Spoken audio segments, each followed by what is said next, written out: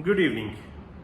Today we will talk about one situation apart from the land issue under which the Chinese Communist Party and the People's Liberation Army can attack Taiwan. Apple introduced its first Mac computers since year 2005 without an Intel microprocessor.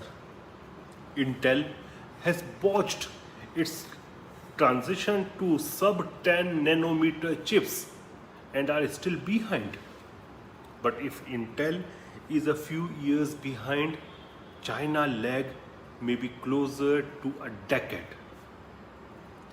And if it wasn't enough to rub salt on the Chinese wounds, Apple is getting its processors from Taiwan.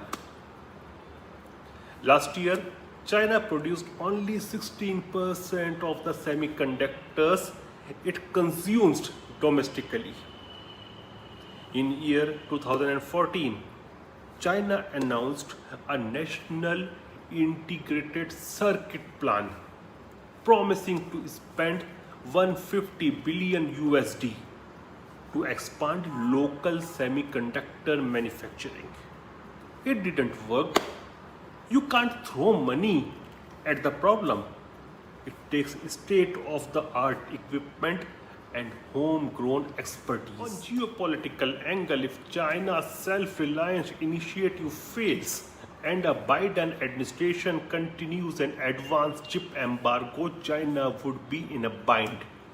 China's military, in an arms race with the US, has to be nervous about being locked out of the sub 10 nanometer chips.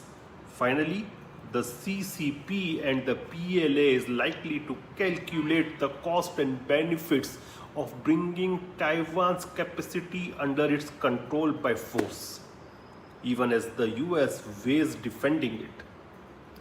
TSMC, that is Taiwan Semiconductor Manufacturing Company Limited, has 5 fabs on a single campus of Hsinchu Science Park. But even the forced control would likely fail almost right away. It's not just another type of manufacturing. The formula might be written down, but it's really in the head of TSMC's engineers and is tweaked almost daily. A forced Taiwan takeover would crater output even if China brought in mainland engineers. It's more art than science. Plus, a forced takeover could generate very heavy shock waves capable of damaging Chinese economy even more than the coronavirus did. In short, the CCP and PLA have been technologically pushed back at least by a decade.